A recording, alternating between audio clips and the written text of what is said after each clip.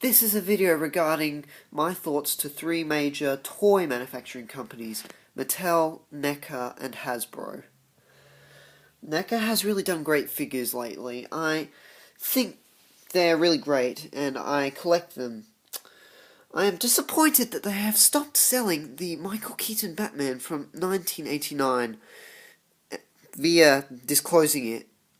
I can never find a cheap one on eBay, which is quite disappointing, and I wonder why they've disclosed such a great figure like that.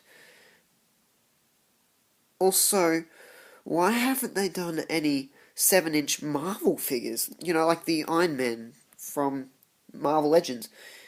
If it's got something to do with Marvel Legends, then that's probably why they don't do it in 7-inch, but I think it would be cool to see a Iron Man figure from the movies done by NECA, which is pretty cool.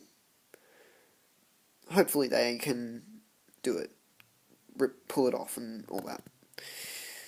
Mattel has done some pretty good figures themselves, I mean, in their lines.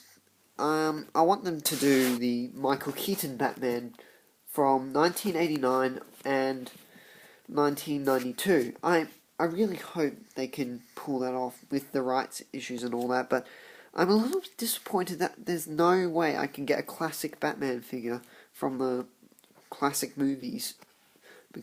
And if I do manage to find them, they're so expensive I can't really afford it. But I hope they can manage to pull it off and make those kind of figures. Also, NECA, I have an idea. I have some ideas that they can do. They can make the whole Android line where Ash is in it.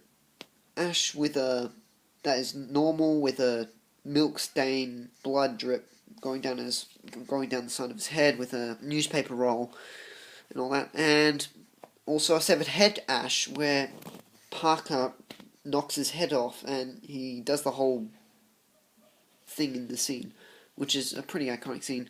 I'm hoping if they can do an Ash figure, then that's how those two figures could really work. Accessories for the severed head Ash, I think, could be a stun baton, another head that resembles the scene after it, with the whole classic line, and another newspaper roll as the Ash accessory. Another few ideas I have regarding NECA is also they could do some Seeks and androids from the movie. You know, do completely battered up ones, do the radioactive one in the radiation suit, do the jumpsuit one. You know, give us the rubber looking androids. Hasbro, I am very disappointed in because they're not really doing any good figures anymore. I mean, they did these really great Iron Man 2 figures from the Iron Man 2 line, which I was really happy with and proud that they did. I collected mainly all the movie versions, but why don't they do any more good ones? They went from this to this.